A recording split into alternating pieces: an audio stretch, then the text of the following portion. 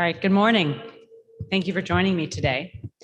Now, last month, as pandemic restrictions were lifted, our offices reopened, and we continued to add capacity to our service-driven operating model to serve more Michiganders. And today I want to share two announcements of new ways in which we're advancing our service-driven model even further. But let me first ensure that everyone knows how we're operating today. Now, right now, our offices are open. Anyone can access in-person services at any of our branch offices by walking up, calling ahead, or going online to schedule a visit. Those who do walk up unannounced are seen immediately if there's an opening, or they're told when the next opening is and invited to wait inside or come back at that time, or they're provided assistance with scheduling a return visit, often for the next day. No matter if they schedule ahead or by phone or online, or how they choose to proceed once a resident walks up, every Michigander is now provided accurate information on when they can expect service and the certainty that the office visit will take an average of 20 minutes. Following decades of dysfunction, this operating model moves the department forward. And I want to thank the members of the Michigan House of Representatives who worked with us to craft bipartisan legislation in support of this model and our post-COVID operating plan that's going to continue providing convenient and efficient in-person services for any Michigan resident who needs them. Republican leadership, House Minority Leader Donna Lazinski, Transportation Committee Vice Chair Tim Sneller, and Oversight Committee Vice Chair Julie Brixey and member Stephanie Young are among those who played a critical role in that work over the past month, and I'm very proud of their partnership and their embracement of our operation model. And in addition to supporting our current operations, the language that was passed in the House also waives late fees and extends expirations for licenses and driver and vehicle plates on a rolling basis so that they do not all come due on the same day, which creates a backlog. Now, previously, the legislature ignored our call to issue these rolling expirations and instead made 13 months of extensions all expire on the same day, March 31st, 2021, creating the very transaction backlog that spiked demand for services these last 2 months and frustrated countless residents while offices were forced to operate at limited capacity due to the health restrictions and exposure potential for COVID-19. So today, I'm glad we're now moving forward in a more thoughtful, collaborative way that supports all residents. And on that note, I'm here to announce two additional ways that we are advancing our service-driven operations. First, beginning July 19th, our branch offices will be open earlier and they'll be kept open later to serve thousands more residents each week. This will expedite the process of working through the renewal backlog that I mentioned earlier by providing in-person services to an additional 120,000 Michigan residents between now and the end of the fiscal year. Now, the total number served could be about twice as large as that if legislative leaders had supported our amendment to provide $5 million of federal COVID-19 relief funding to fund additional costs for staff to work extra hours. But after they rejected that amendment, we delayed other projects and hires and worked internally to pull together about half as much money to add additional hours anyway, because we know that's what Michigan residents want. This is going to enable our offices, beginning July 19th through the end of the fiscal year, to stay open until 6 p.m. on Mondays and Thursdays instead of 5, and to open an hour earlier, beginning at 8 a.m. on Tuesdays, Wednesdays, and Fridays. Michigan residents who want to schedule visits at these times or walk up are able to do so they can schedule visits during these times online, by phone, or in person, starting at 2 p.m. on Wednesdays when the extra hours for the entire following week become available. Now, our second announcement is that most residents can renew their driver's license and state ID online, by mail, or at self-service stations. That's an announcement because recently the law has been changed, and thanks to a technology upgrade implemented on July 1st, what this means is that photo renewals, which typically require an in-person visit for licenses and IDs, are, as of July 1st, only required every 12 years now, instead of every 8. What that means is hundreds of thousands of Michigan residents, drivers, motorists, ID holders will be able to conduct their next renewal from the comfort of their own home. using our online services or at a grocery store using a 2-minute transaction at one of 150 self-service stations all across the state. Now, these two changes are only the most recent additional ways that my administration is working to solve a problem that has afflicted our residents for decades. And I want to ensure all residents know that as pandemic restrictions continue to be lifted, our office capacity will continue to increase. We're still in the early days of post-pandemic operations, and we've got a strong plan here in place to provide an abundance of in-person opportunities for residents in the coming months. It's going to both help us work through the transaction backlog created by the legislature and to improve upon our operating model that provides convenient, efficient, equitable service for Michigan residents, the same services that have eluded them for decades. But I want to be very clear about something. Since the day I took office, my team has been working night and day to solve these problems that have plagued this department for decades. Few, if any, states have solved the problem at DMVs, or Department of Motor Vehicles. It's been evident recently as other states have seen overnight waits, people lining up at buildings overnight just to access in-person services. We haven't had to do that here in Michigan. Yet in Michigan, the decades of operational problems were compounded by disinvestment and neglect that occurred over decades from previous secretaries of state who cut our offices and staff by nearly half, while at the same time the population of our state grew 10% and the number of vehicles on our roads increased by 25%. So in 2 years, even with the pandemic, we have done more to fix these problems than had been done in the previous 20. We've carried out 2 massive technology upgrades of our department's core systems, replaced 90 failed kiosks with 150 self-service stations in a public-private partnership that cost taxpayers nothing, and doubled the percentage of transactions that occur from home or through our online services. So today's announcement is a continuation of that trend. It's one that everyone should be proud of, and that I'm certainly committed to ensuring continues. Our team, our dedicated staff in our branch offices who worked throughout the pandemic to continue serving our most needed residents working on the front lines, are taking on the long-standing problems that have plagued the state and this department, and simultaneously doing more, despite the lack of additional funding that we've requested, to step up and serve longer hours and offer more transactions to ensure that we get the job done. So as anyone working in customer service will tell you, and I know as many small business owners can agree, none of us could have anticipated or planned the challenges of providing face-to-face transactions during a pandemic. Yet our staff continued to meet deadlines as we rehauled our technology systems, and our office staff provided in-person services to first responders and critical workers, even at the height of the pandemic, before resuming face-to-face interactions with the entire public 13 months ago. This administration is making government work for all Michigan residents, and we're going to continue to do so in the weeks and months ahead. So stay tuned as we continue to announce additional advancements in our service-driven operations and move the department forward. With that, I'll close and take questions. Thanks.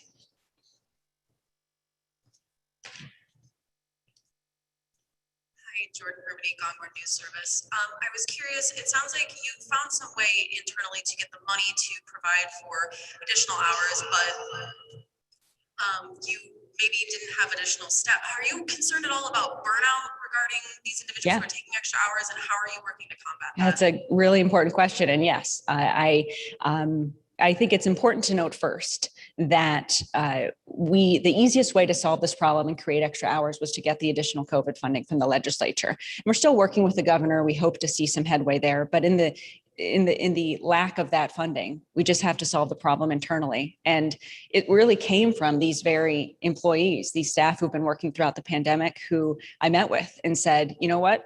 We'll work longer hours and we'll cut appointment or schedule times from 20 to 10 minutes and everything else that we've worked to do, just so that we can keep this current model going, because it's much better than the model we had before, the take a number and wait system that caused all of our branches to, though they closed at 5, oftentimes staff would stay 3, 4, 5 extra hours to work through the line that had accumulated throughout the day.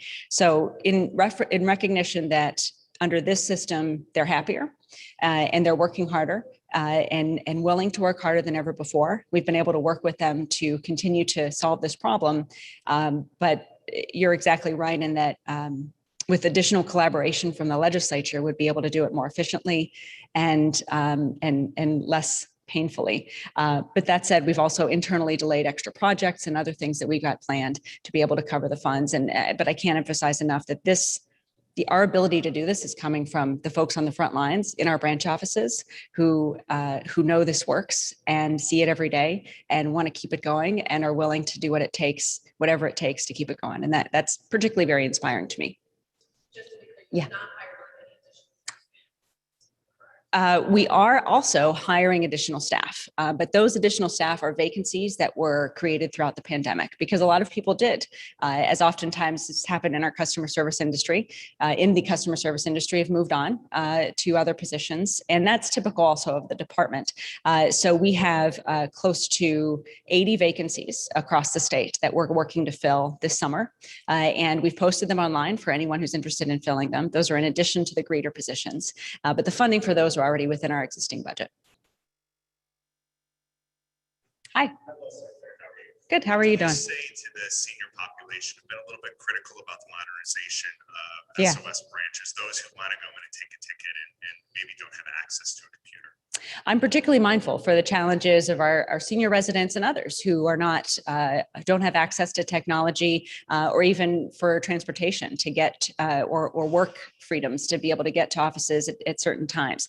That's one of the reasons we have two solutions there. One of the reasons is the walk-up model that we've announced that does allow people to walk up to any office and be seen right away if there's space, or be told when there will be space where they can either wait inside to be seen when that space opens up, or they can come back at that time. But secondly, one of the things that we're going to launch in a few months, I wasn't going to say this today, but we are looking to, and I've talked to state representatives about it, and I've talked to the legislature about it. We want to launch mobile offices, mini offices that can go directly to senior centers and other places of worship, community gatherings where people already are, and provide services there.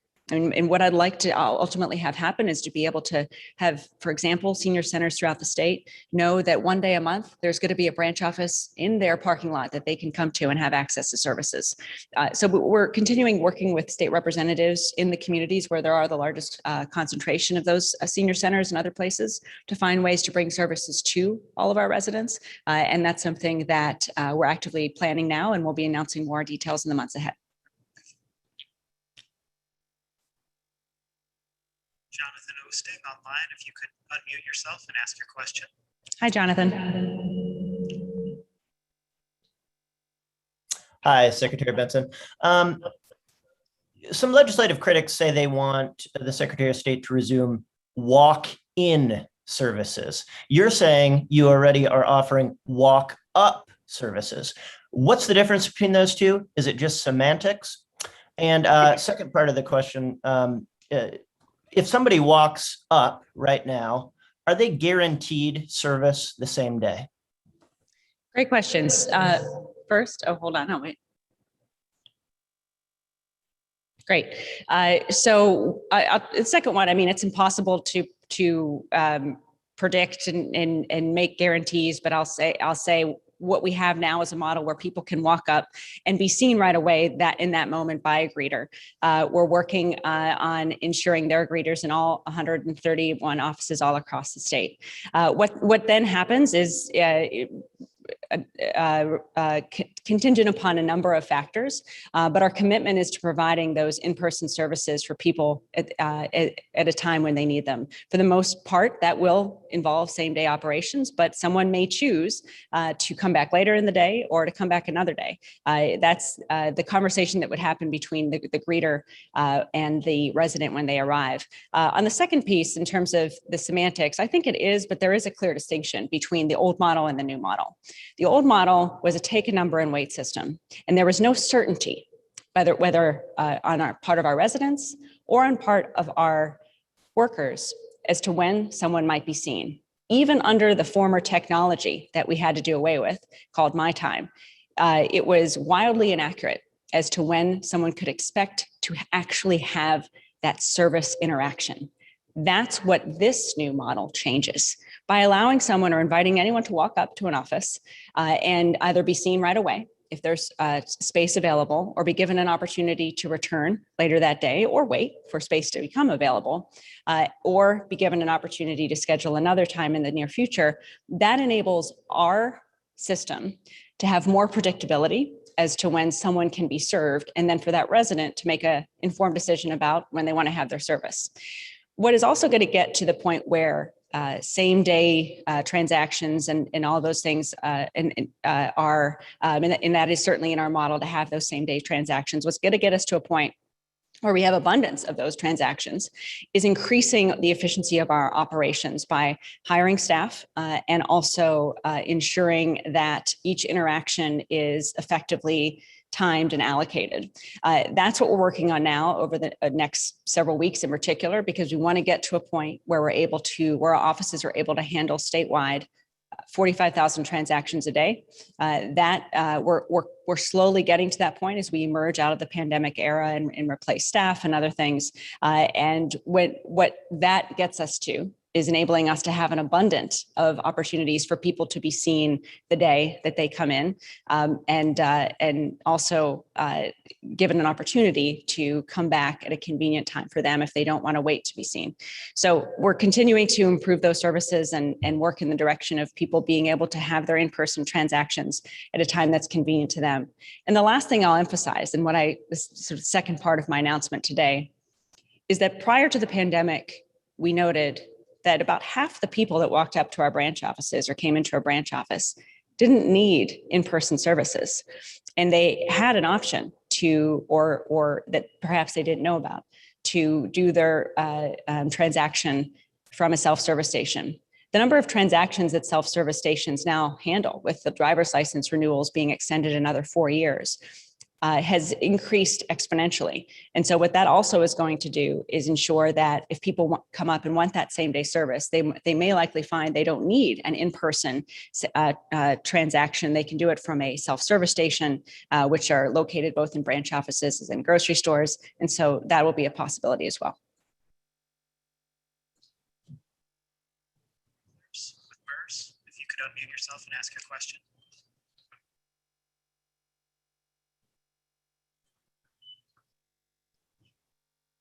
Hi there, Secretary Benson. Thank you for taking my call. I was wondering if you would be able to give us a projection on when the current backlog will be erased based on, the universe of extended driver's license and things like that, and also, how many appointments are available going forward. It's going to be dependent on a number of variables, but we have a plan in place to work through it over the next 2 to 3 months. And I certainly think by the end of the fiscal year, particularly as we've added these additional hours today, we'll be able to get there.